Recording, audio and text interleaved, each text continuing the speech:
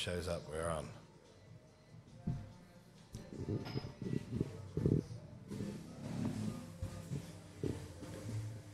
Yeehaw, ladies and gentlemen, we are live with Mr. Andrew Whitelaw. Thank you very much for popping through to the OG Cafe. What an honor. How are you today, sir? What an absolute pleasure. Love the setup. Thank you. This is beautiful. It's like the Hard Rock Cafe of combat sports, the epicenter. And what's this, episode 4? This what is an episode 4 of the Raw and Live OG Cafe, where, you know, I just really want to just tell the story of people that come in through the cafe and, like, you know, it's being Soy Tayed. What a load of people that come through here, man. You know, you yourself included. You're a very well-known media personality within the combat sports world. Just tell me a little bit about, you know, how did you get involved with combat sports and media specifically? Because I'm really interested, to be honest. Yeah, well, you're right about the soy. I've never stayed here before. I spent the last few days here going to different gyms. Already bumped into someone I know, finally got to meet you because we've been talking about doing this for years. So many mutual friends. Look at all these faces on the wall. And it's such a beautiful industry to be in. When I was a kid, sort of middle-class white kid growing up in Kent, the last thing I could think of was walking into a combat sports gym. It was probably intimidating. Then you get involved in the scene and you realize the nicest people in the world are involved in combat sports. It's kind of ironic. But when I started working, I was doing football on the radio in Malaysia. I moved there when I was 15 to come hang out with my dad. And then at 21, left uni in Nottingham. And I never realized talking about sport for a living could be real. That's something that people really did. And after doing football for a number of years and going to Singapore to work for Fox Sports, I had an opportunity to interview Alexander Gustafsson. He's the same age as us.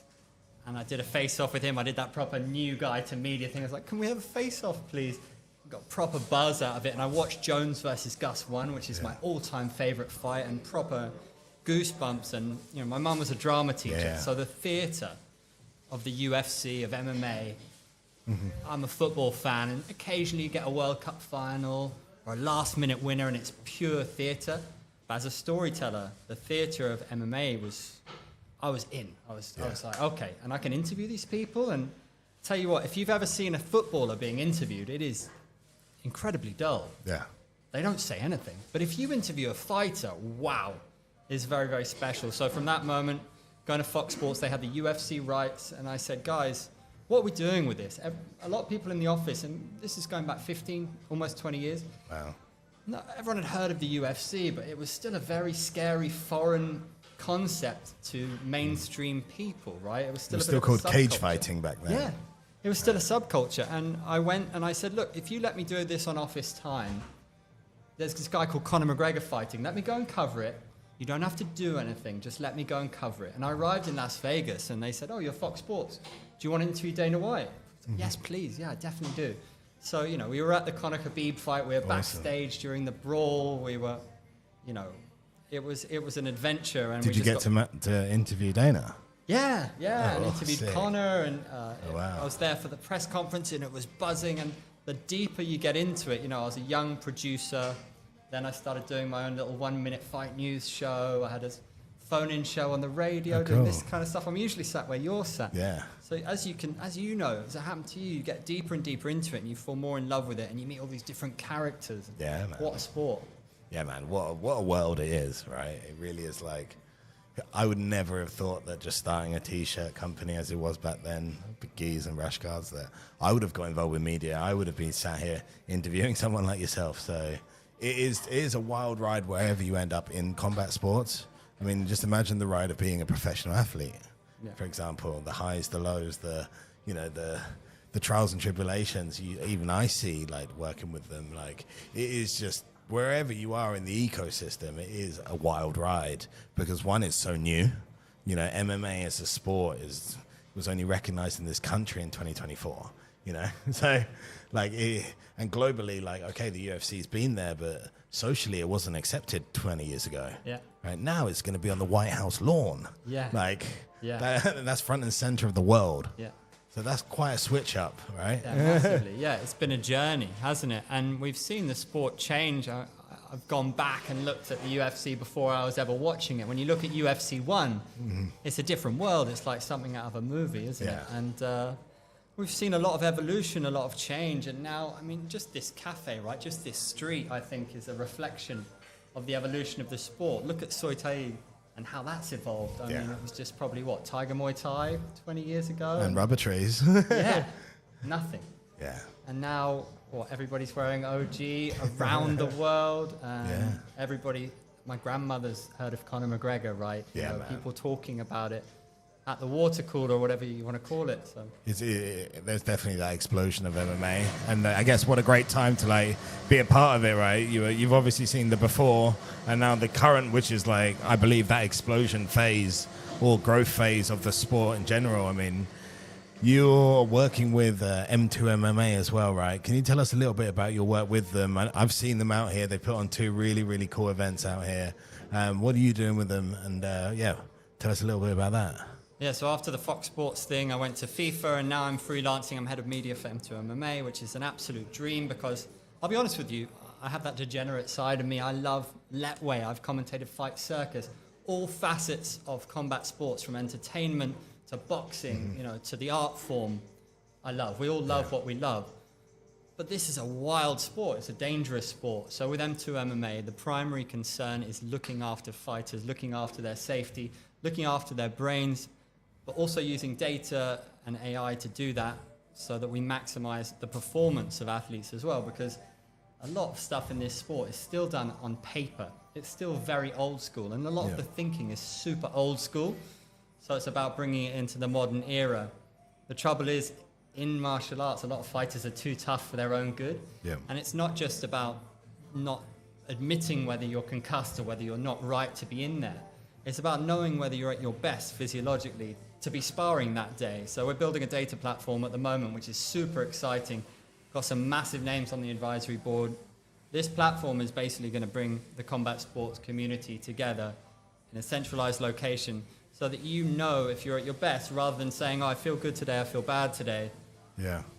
Athletes, doctors can put in all of their data, commissions can access the data, check out people's records, both in terms of their fight records, their medical records, because you'd be shocked at how disorganized a lot of the industry is, and the lack of visibility and clarity just in getting accurate records and accurate medical information.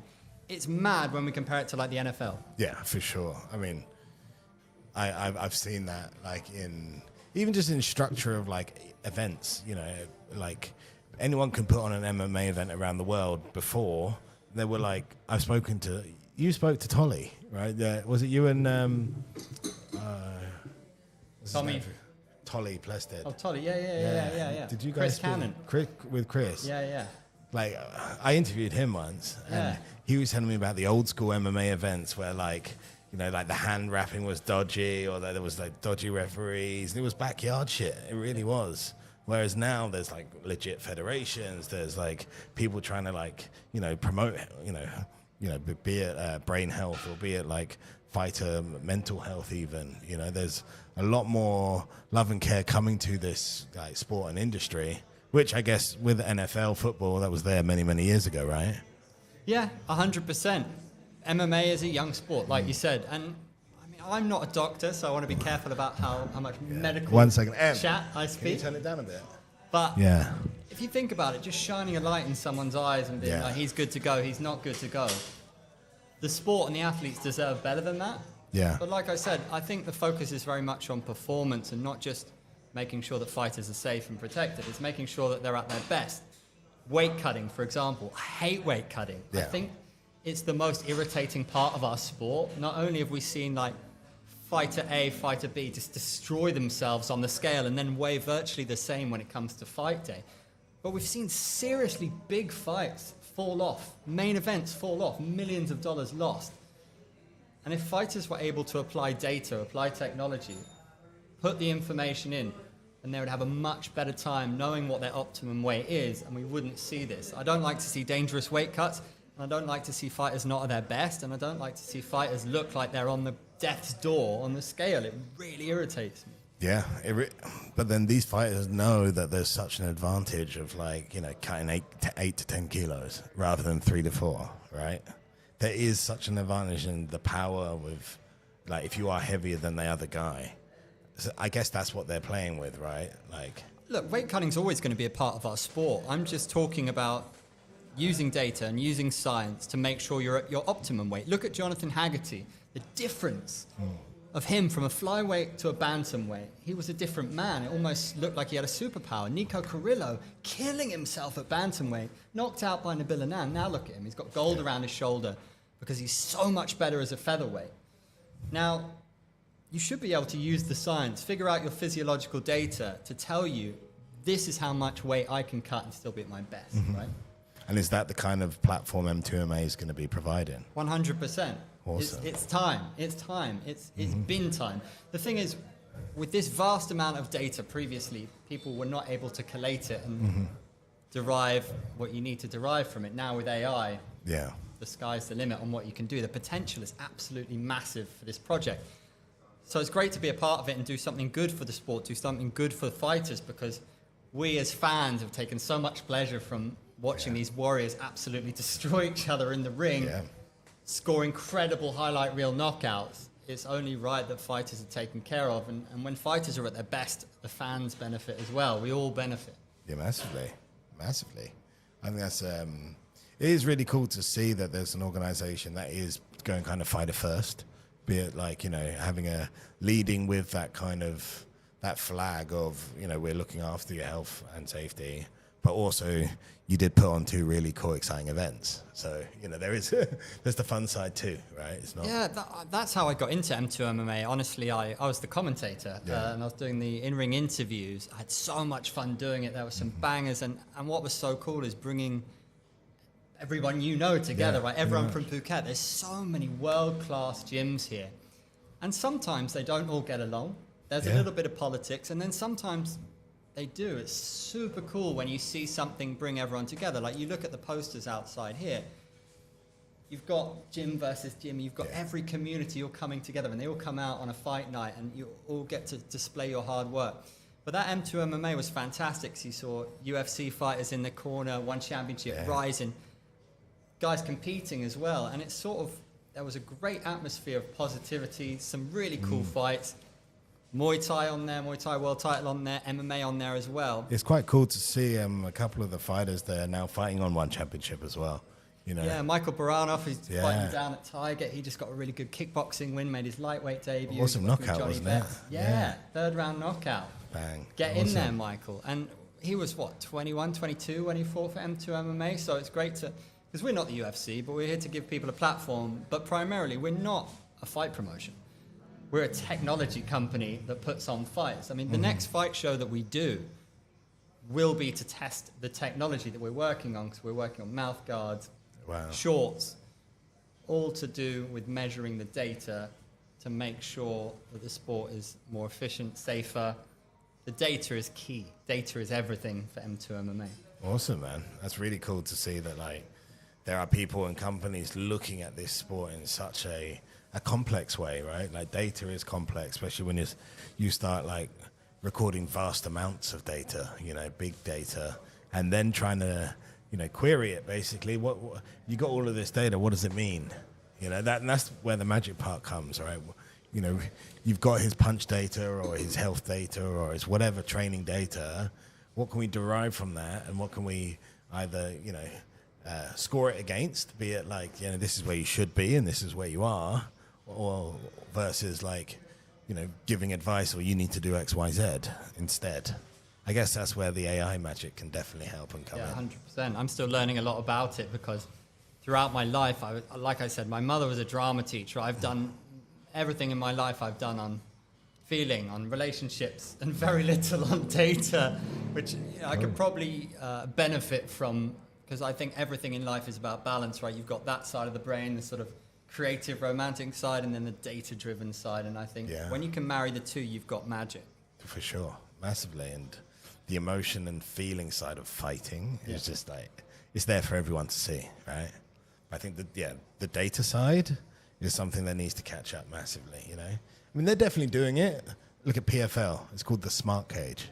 You know, it's not like the non-technological cage. You know, like people are trying to like look at the sport in that way. It's going that way, you know. So I guess being part of M2 MMA is definitely like going with the wave, or if not being ahead of the wave, looking into the safety side, because everyone's going to try and put on just fun fights, right? Because that's what's been happening since day one. This gladiator shit. Yeah. But what differentiates at the end of the day? And I think that's where I think you've landed in a good place.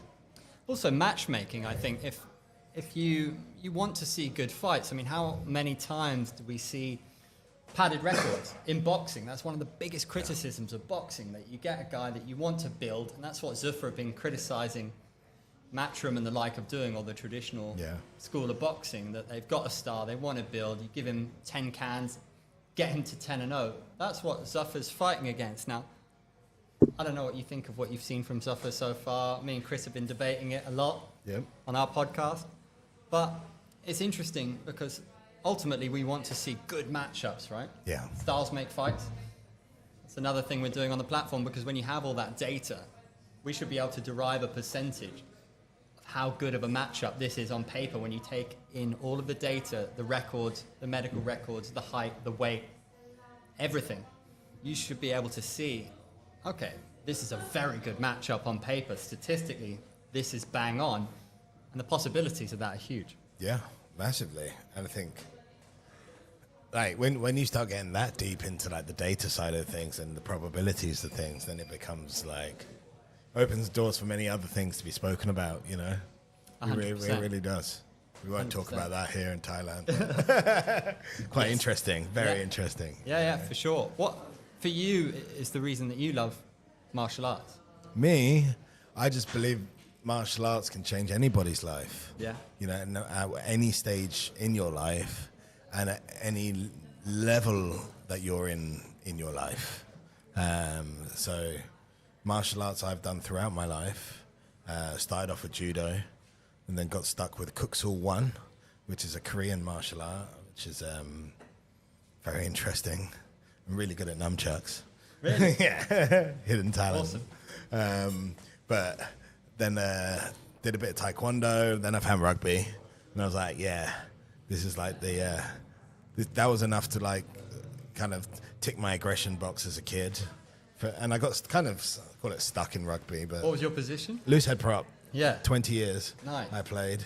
Eastbourne College? They're a good rugby school, right? Yeah. Yeah, played for them. Kent University. Yeah. Hong Kong, Dubai. I played everywhere. And the Phuket Vagabonds. So I retired here. Wow. We do sponsor the rugby club now. Yeah. Awesome. Retired via injury. Had to take a bow out, but 20 years is a good innings. It is a good innings. So I wanted to try my old man sport, which is jiu-jitsu. Yeah. That's how I kind of came back to martial arts. Yeah. So I came here and tried jiu-jitsu for the first time. Not first time. I wanted to come in for a month to try jiu-jitsu, like, fully submersive, not just once, twice a week, to see if I liked it. And like every other white belt, I thought I could get blue belt in a month. I was like, yeah, come here, do the all-in, train twice a day, and I'll get a blue belt. Yeah. How'd that go? Definitely didn't get a blue belt. I turned up here in January 2020, went to Phuket top team at the time. Yeah. So Alavo was teaching there. And I'll never forget, like, I'd been to a few classes back home. My friends own a few gyms, and it's just like in a warehouse back in England, on an industrial estate. Maybe there's like 10, 20 guys there. Yeah. I turned up to top team, and there was like 60, 70 people in there. There was like 20 black belts. Oh, wow. And I felt like I was in an army school, bro. Was that intimidating? Massively, bro. Yeah. Massively intimidating. And but that I kind of like just turned up. Yeah. Just turned up, kept turning up, started competing. Just really got into it, man. And how good of a feeling was that when you won your first match, like in a competitive setting? One of the best days of my life, man. Like, I competed like 3 times in jiu-jitsu and lost like every time. And then the 4th time was the Siam Cup, which is the longest standing jiu-jitsu competition in Thailand. And this is, when was it? November, December 2020. So yeah, it was after like a year of training with Alavo, and I went up to Bangkok, and my competitions before that were all inter-house, white and blue belt. Siam Cup was in a shopping mall, and I was like, damn, man, this is huge. First time ever competing in a shopping mall. But yeah, I won double gold, my weight class and the open weight, I won the fastest submission of the day. Really? Yeah, I won 1,000 baht for it. I've still got that 1,000 baht on my mantelpiece. I bet that, because I'm sure you've had a storied career in varied fields, right? I was hearing about your former career before the OG came. Let me finish the icing on the cake. Yeah. I got my blue belt on the podium. Really? Yeah. That was Quality. awesome. So yeah, as however old I was there, 28, 29, like you don't get those kind of days where you feel like a kid that won like the biggest prize of the school. Like martial arts gave me that. Yeah. You know, I was a corporate guy still working in the corporate world. And martial arts made me feel like I'd won the award at school. I did. I won 2 gold medals, and I felt so proud of myself. Something to tell your family, something to post on Instagram. You know, martial arts has given me that. Like, and also not only that, it's confidence. It got me, you know, waking up in the morning and training. It got me stopping smoking cigarettes as much as I was back then. You know, and actually in turn, preparing for that competition, I went and traveled to Chiang Mai, Chiang Rai, but I brought my gi and I went and trained there. And the guys I met there, I still speak to them today. So like, look at the relationships like martial arts has given me. And then you look at me specifically, who's obviously gone all in on it.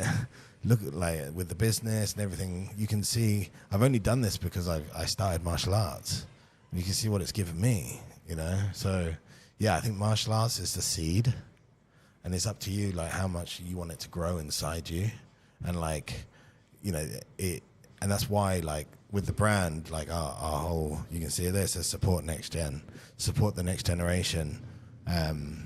We started off sponsoring literally a lot of people from this road, which is the community, but the real core is the academy we have in Klong Doi in the slums, you know. Yeah, I've seen your content on it. Yeah, and giving, you know, free training 5 days a week to them. To us, that's support next generation. The core of our brand is giving access to martial arts. To me, that's just giving the seed, right? What they do with it, if they turn up to it and keep going, and which they have, and there's 2 girls with scholarships to schools now because they've shown up. You know, there's Gun, who's in the national team for MMA. Wow. He was the coach for 2 years in the slums. Yeah, now he's the manager of the cafe. Awesome. So yeah, all of that's martial arts, bro. Like none of that would happen. All of this cool shit we're talking about without martial arts. That's why I'm in it. Like, I just see the power of it, bro. Like, yeah. And it's hit me hard. Yeah. You know, it's visibly. Anyone can see what martial arts has done to me. It's huge. I've had one amateur Muay Thai fight which I lost, gassed out horribly in the 3rd round. One of the best days I've ever had. Yeah. It was brilliant. I was in front of my 5-year-old daughter. All my friends were there. My wife was there. It was amazing. And a lot of my best friends I met through here. You know, John Nutt's one of my best friends. Shout out to the godfather of Thai MMA. The OG. He was doing it before it was legal. Full Metal Dojo. The OG of Thai combat sport events in Phuket for sure. Like, that guy puts on events, man. Man, I talked about how it took us to Conor Khabib, the most historic fight in UFC history. Yeah.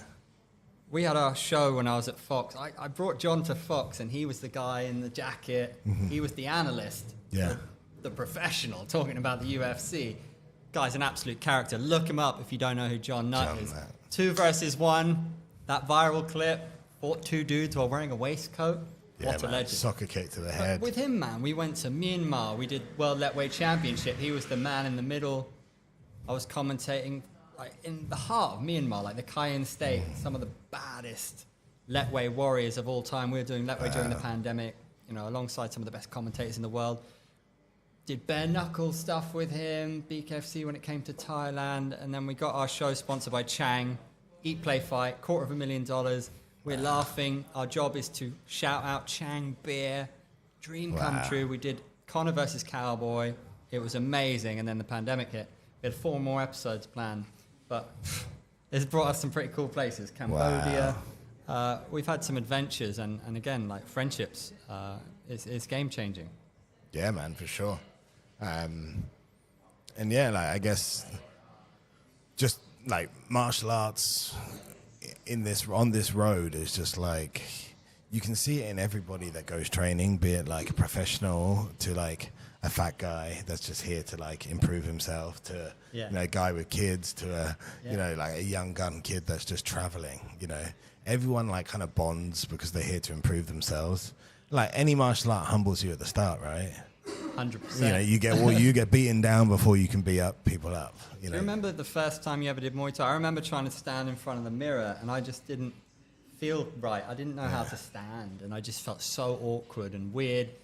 And the first time I sparred, I did it for a piece of content, right? And I just had a couple of Guinnesses the night before, and I just got bashed about. And I don't know, slow progress. It's a remarkable thing. And I think competition's so important for anybody, whether you're a part of a local football team or whatever it is, or some sort of professional, amateur bowling league. I don't know what it is. I don't know if you remember him, but... So I started doing jiu-jitsu, right? I started getting a bit better, and I used to roll with Panda Banks. Do you remember him? Steve Panda Banks. Great accent. He fought 3 men on Fight Circus during the pandemic. You remember when he fought Sammy Cassidy? Yeah. I was doing a Muay Thai private at Top Team, and they were like, "Oh, sparring, you'll help Panda. And I was like, "All right, I'll help." And I regretted that so much. Like, what, Muay Thai sparring? And the Banks. Fair play to you. I did 1 round with him, bro, and like I've never felt like I didn't want to be somewhere like that. I was like, because he was going for it. He was training for Big Sammy. You were hard sparring with Steve Panda. He fucking went for me, bro. like I'll never forget. Like he's a southpaw, and his straight left like vibrated my whole world, bro.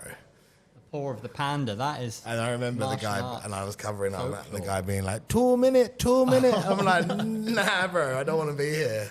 And I'm just like, get out, circle. Yeah, that was a hard 2 minutes, man.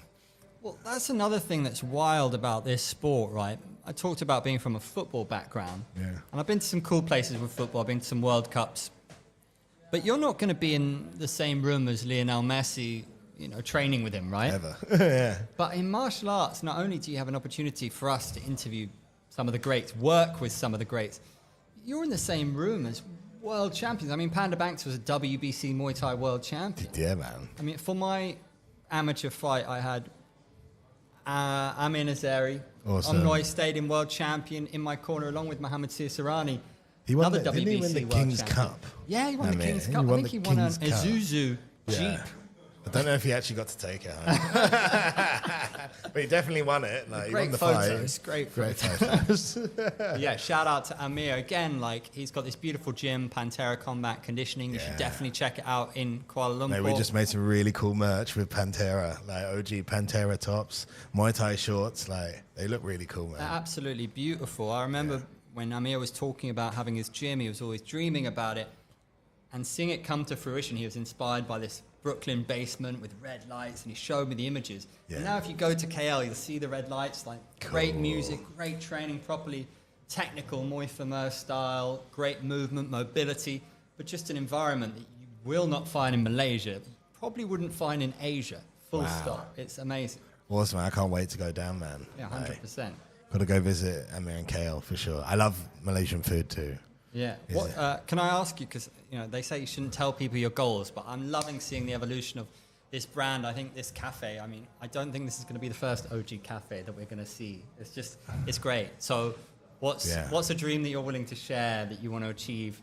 I'd say, like, I mean, there's a lot going on. And for me, like, the only thing I'd like to share is I just want to keep the whole like support the next generation dream going. And for me this year, like doing something here in Phuket is quite special to me because I live here, man. You know, there is no slum here, so we can't do something like we do there. But we're definitely going to do something that has a real impact to, like, you know, we're going to give access to martial arts. You know, that's in the works, that's in the plans. And we've got really cool like partners around here too. You know, our bags are all over Tiger Muay Thai, Phuket Grappling Academy, Dema people. You know, like, so we're going to do something really positive. That to me is like the biggest. Like if I can pull it off this year, that would be the biggest goal. And yeah, great. Everything else is going to just be like it's business, and it's and you know, shops and like really cool clothes and new gear, and that's happening, man. Like, we've got some cool stuff coming. But yeah, to me, it's like we've got this far because you can clearly see what we're doing. It's a transparent brand, and I want to keep that way.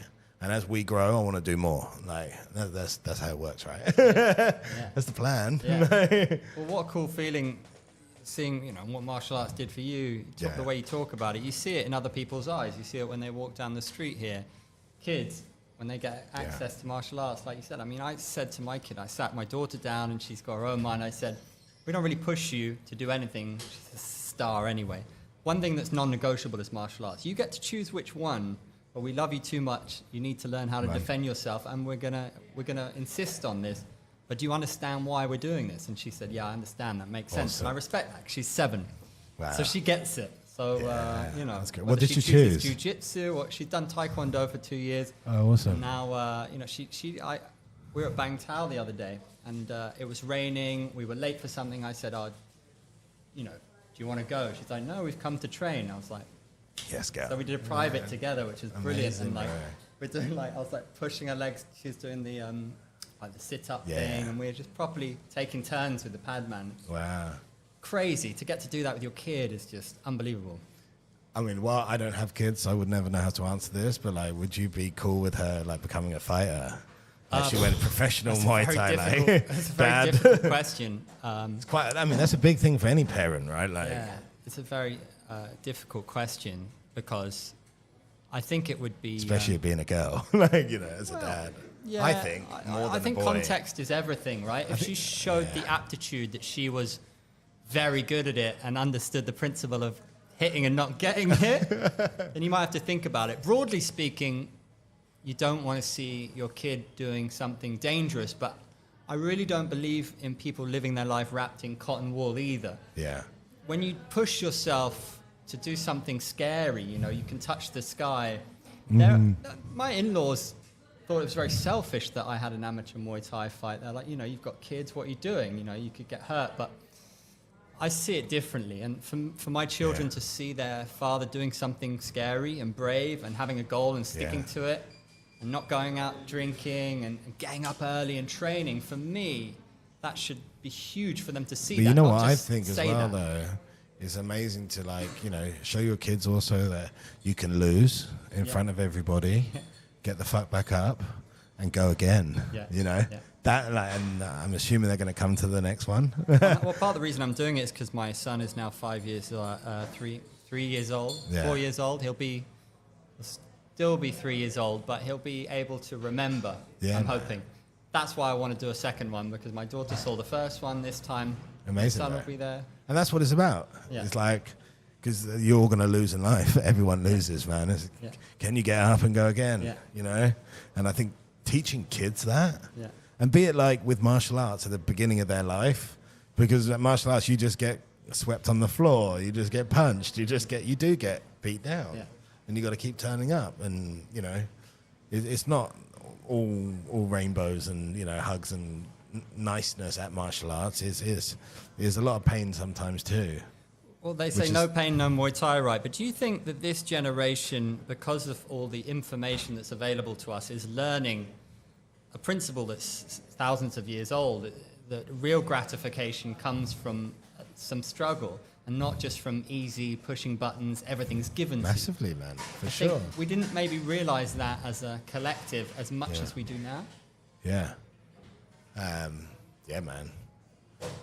There were... What does he say? Is it Jay-Z? If there was no pain, there would be no joy, there wouldn't be no pain. If there was no pain, there would be no joy. If there was no something, you need the two opposites, basically. You need, to suffer to enjoy. When life is too easy and we can get... Enjoyment to us is like a chemical reaction, right? Which is dopamine or whatever the other one is, and serotonin. And if we're constantly just able to get it from a flick of a button, then you hold yourself back from going and getting it from other aspects, which is physical exercise, bonding with other people, and and then that's where the humanity is going wrong, obviously. And I think everyone sees it. It's not a secret, like doom It's scrolling. it's not a secret, but it's seemingly difficult for some people to instigate. I think we realize it. I think anybody who spent their younger days going out partying, right, in the right circumstance can be great. But if you go out partying every weekend, where's the gratification? You start to lose yourself. But look at the joy on people's faces when they finish a Muay Thai class here, and also the sense of community. People talk a lot about moving to a new city, but without community, you don't really have anything. You're alienated. The city kind of eats you alive. You live in London, you live in New York, you live in Paris. But once you have community, the possibilities are massive, and I think martial arts gives that to you. For sure, and I think martial arts is just opening up the pyramid, man. Like the bottom of the pyramid's getting bigger. More people are getting access to it because it's not frowned upon anymore, especially in Thailand, right? Like Muay Thai is like a respected profession, be it now that they are seen as world champions and heroes, and you know, one championship is a big part of that. You know, I do believe like they put Muay Thai on the global stage. You know, it's questionable like what type of Muay Thai it is and all of that, like, but they definitely put it on the global stage. Yeah, I mean, as you know, I've been covering One Championship since the beginning. I remember having Chatri on my podcast 14 years ago. Wow. When was 2011, 2012? How was he on the podcast? What? How was he on the podcast? He was cool. There was a bunch of other people. I mean, I was new to everything, and I remember like trying to say Jadamba's second name, struggling with that. But this was the OG style One Championship. Some of those names, remember when they brought Bibiano over from Dream, Shinya Aoki was the champion. And MMA was fascinating for me then because soccer kicks were allowed. It was such a permissive rule set, and it was kind of badass. And I'm interested in the evolution now because I've seen the whole evolution, and I love 4-ounce Muay Thai, but I also love traditional stadium Muay Thai. I think there's a real beauty to traditional Muay Thai. Not everything is about knockouts, but I find 4-ounce Muay Thai super entertaining. They call it entertainment Muay Thai, right? And there's certain characters, and this is what it comes back to, right? Any sport, and the reason that I love this sport in the first place is the characters and stories that make you fall in love with it. When you think about any sport, we mentioned Lionel Messi, you know, what made you fall in love with football? It was a player. It was Dennis Bergkamp for me. It was Thierry Henry. When you look at One Championship, it's the Rodtangs, the Superlex, the Tawanchais, the Jonathan Haggertys. These are the people that make fans fall in love with the sport. So when you've got the storyline and the matchups, Rodtang versus Superlex, that's when you got the theatre, that's when you got the lightning in the bottle, and that's when 4-ounce Muay Thai flies. I think One should lean into being the best striking organisation on the planet. I like submission grappling, but I'm not sure if that's what I would lean into if I was One Championship, because I think some fans go and have a cup of tea when that comes on, because does it fit in the middle of a striking card? Should it be its own thing? Should they just have submission grappling cards? I don't know. But you don't see UFC BJJ on a UFC card. You wouldn't. No. You don't, do you? No, you don't. No. Yeah. They're their own thing, standalone. I'm not sure if they necessarily blend as well as you might think. Striking fans tend to enjoy striking. Jiu-jitsu fans can be jiu-jitsu purists. No, there are fans, you know, MMA fans, of course. But I do think the potential of entertainment Muay Thai is massive. I know they love it in the UK. In America, I think they still need to permeate the casual fan sat in Arkansas on his couch who've probably still never seen it. Because they'd love it, because they thirst for knockouts in the UFC. Yeah. When the fight goes to the ground, they're begging for it to be stood up. So what could be more fun than stand-up action in 4-ounce gloves? Andrew, you've been in the game for 20 years, right? That's a long time. Like, what would you recommend to the next generation commentator, than the guy that's coming in? Even be it myself, you know, I'm pretty new in the game, I would say, but like somebody that wants to get into, you know, the commentary side, the media side of combat sports, specifically MMA. Yeah, this applies to a lot of things. You have to start. You have to begin. I've been through many periods in my career where I've said, once I get my Sony camera, once I get my Rode microphone, I will do X. Once this happens, I will do Y. When I'm fit enough, I will sign up to have an amateur fight. You cannot wait for that, because time will pass you by. Time waits for no one. So if you've got an iPhone and a laptop in front of you, if you've got talent, you are in a fantastic time in history because you can showcase that talent. If you're good enough, you're good enough. Start. You can add the bells and whistles later, but start. You have to go and do it. If you've got your laptop and a good idea, you can do anything. Then don't be afraid to fail. Don't be afraid to look silly. Consistency, keep going.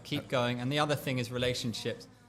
Don't be shy about saying hello to people, asking them for a coffee. I've had random people message me, and I almost always reply. Did you do like a lot of work for free at the start? I did do some work for free, yeah. Is that needed in this industry? Because I've done free work. Yeah, I'd say to a degree, yeah, it's a balance, isn't it? Because I think sometimes what people don't pay for, they don't value. Yeah. And that's something that's wrong with this industry. I'm part of a WhatsApp group of commentators in the UK, and it's a joke. Some of the big football clubs that have multi-million-pound turnovers asking for free commentary. It's so disillusioning. I think there's a balance to it. If you're fresh out of university, 100%, do some free work. Build your show reel. And again, don't wait until it's perfect. You got 3 clips together, great. Get out there. Send 3 clips, Short and sweet. Show who you are. Show who you are in the first 5-10 seconds. Conflict and comedy are always interesting, Go and show yourself. Be who you are and start. Start today. Write it down so you're accountable, because what doesn't get measured doesn't get done. Mm-hmm. It's the best advice I've ever heard, for sure. Nice. No, that's good advice, I'd say.